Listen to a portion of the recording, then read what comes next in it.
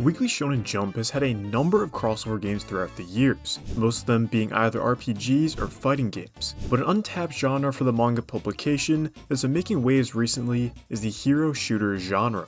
So, I thought it would be fun to brainstorm a potential Shonen Jump hero shooter, covering unique gameplay mechanics, potential characters, and stages. So, with that, let's get started. So what would set our Jump hero shooter apart from the likes of Overwatch and Marvel Rivals, aside from the manga-themed roster? For starters, the art style would be very unique and capture the essence of Shonen Jump manga with vibrant colors and a hand-drawn-esque art style similar to J-Star's opening movie. In terms of actual gameplay mechanics, my first idea would be to replace ultimates with transformations. A common trope among shonen manga is that characters can routinely transform into stronger forms of themselves. Other hero shooters include characters whose ultimates are transforming, such as Hulk or Winston, but I think it would be interesting if every single character could transform. These transformations would give the character a whole new form with a newer and stronger moveset. However, there would be a time limit before they automatically revert back to their base form. Another possible mechanic would be bonds and rivalries. Similar to Marvel Rivals team-up moves, there could be bond moves, seeing as Shonen Jump manga likes to rely on the power of friendship a lot. Here, if certain characters are on the same team, then they could either get additional team-up moves or additional bonuses, such as a Big 3 bonus between Luffy, Naruto, and Ichigo. There would also be the opposite system with rivalries, where there could be bonuses depending on who your opponents are playing as, such as if Goku and Vegeta are on separate teams, then they could both benefit from a Saiyan Rivals bonus. The final possible mechanic would be the inclusion of manga panels similar to Jump Superstars. I can see them playing out in two different ways. One way would be that you can purposefully spawn them on the map with some effect happening, such as buffs when nearby, or temporarily spawning another support character to help. The other way that could be included is as a stage hazard, randomly spawning in certain areas of the map with different effects, some buffs or debuffs, or perhaps even entering one like Mario 64 to teleport to another panel across the map. I like all these ideas, but I think the easiest to implement and balance would be the transformation mechanic, as the others could become incredibly complicated to deal with. Let's move on to characters, and our launch roster will consist of 33 characters, which is the same amount of characters Marvel Rivals had when it launched. Each character will fit one of three roles: DPS, tank, or support. The first four picks are going to be the most obvious ones. Goku will be our first character, and he would be a tank. He would mainly play as a dive tank, who can use his abilities such as the Kaioken to temporarily increase his defense. He can also use his instant transmission to quickly teleport to teammates in view, either to escape or to back them up. Our next character is Luffy, who will also be a tank. He would play similarly to Mr. Fantastic from Marvel Rivals, using his rubber powers to absorb damage and protect teammates. He could also block attacks by temporarily increasing the size of certain body parts, such as his arm.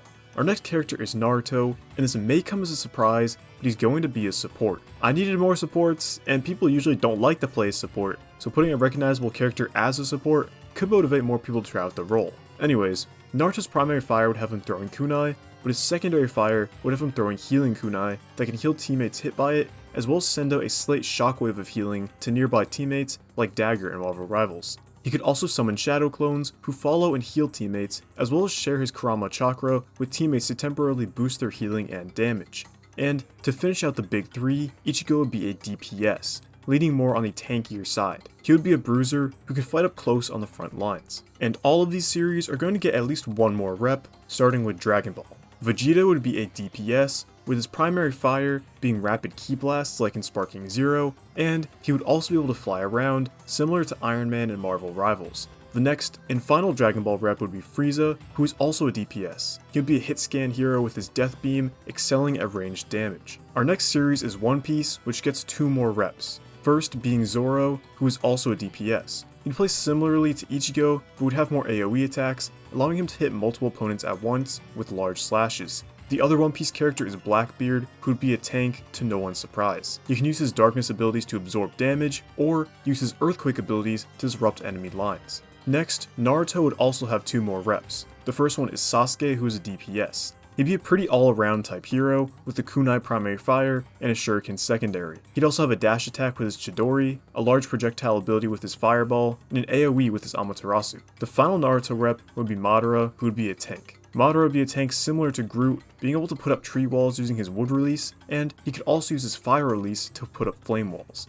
And finally, to finish out the big three, Bleach would get one more rep with Aizen, who would be a support. He He would focus on deception, similarly to Loki in Marvel Rivals, using his abilities to not only heal his teammates, but also to disorient his opponents. Let's move on to the next series that will each get 2 reps. First is My Hero Academia. Deku would be your basic DPS. His primary fire is his air blasts, he's got a close range punch ability, a dash ability with his kick, and he can sprint. The next hero is All Might, who would be a tank. He would play similarly to Hulk and Diva, having 2 default forms, Weak All Might and Buff All Might. And as the number 1 hero, he'd also be able to inspire his teammates, buffing their stats. The next series with 2 heroes is Jujutsu Kaisen. First up is Yuji, who would be a DPS. He would be a flanker similar to Iron Fist and Marvel Rivals, relying on close combat damage, able to block attacks, and temporarily boost his damage using cursed energy. The next JJK hero is Gojo, who would be a tank. He'd excel at crowd control, using blue to attract enemies, or red to repel enemies. He could also use his Infinity to stop incoming attacks. Our final series with 2 fighters is Demon Slayer.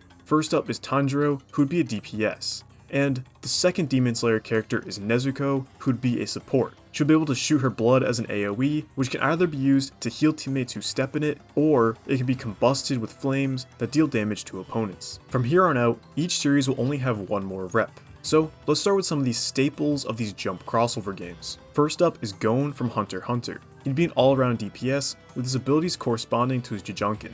Jotaro Kujo, another DPS, would use his Star Platinum stand for most of his abilities. Next is Yukimuto, a support, using his cards and summons to support his team. Yusuke would be a DPS, with his primary fire being his spirit gun.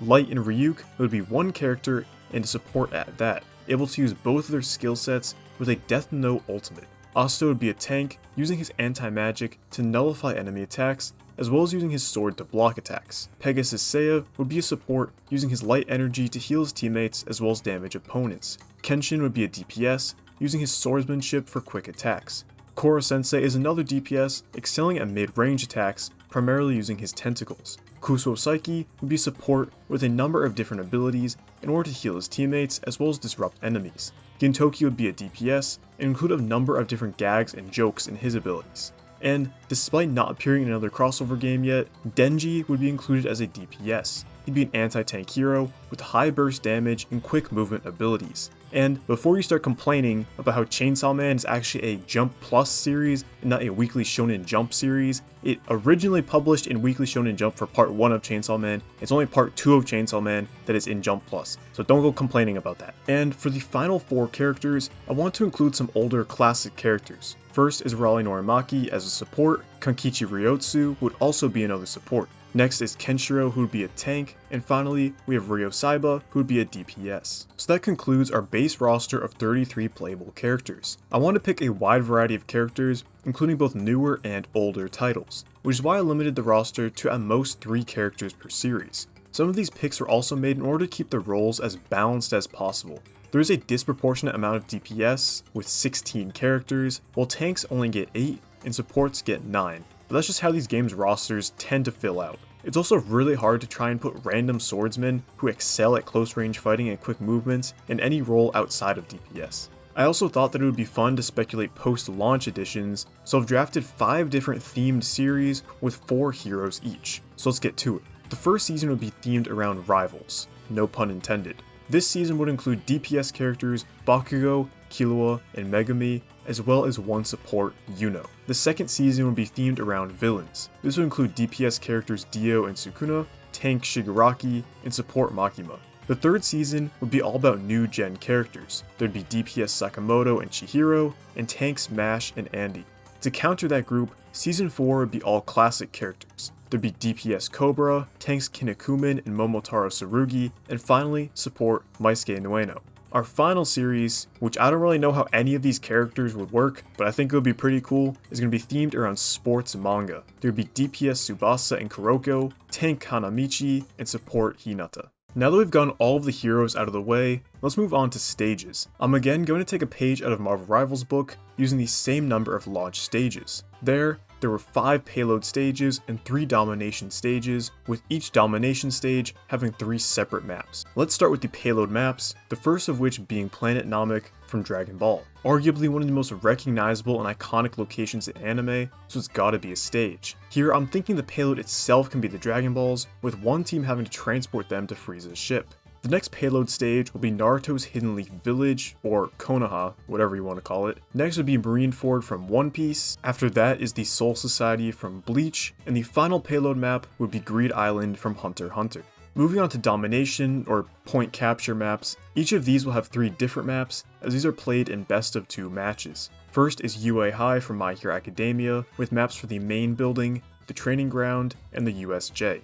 Next will be Shibuya from Jujutsu Kaisen, with maps for the street, the train station, and Dagon's domain. Our final domination map is Mount Nadagumo from Demon Slayer, which would include the Spider Demon's territory, the Butterfly Mansion, and the Drum Demon's Mansion. And that concludes my ideas for a hypothetical Shonen Jump hero shooter. If you got some of your own ideas, or you just want to yell at me for mispronouncing something, then leave a comment down below. I'm sure they're going to get a new Jump crossover game pretty soon, and I could see there being a real possibility that it's a hero shooter.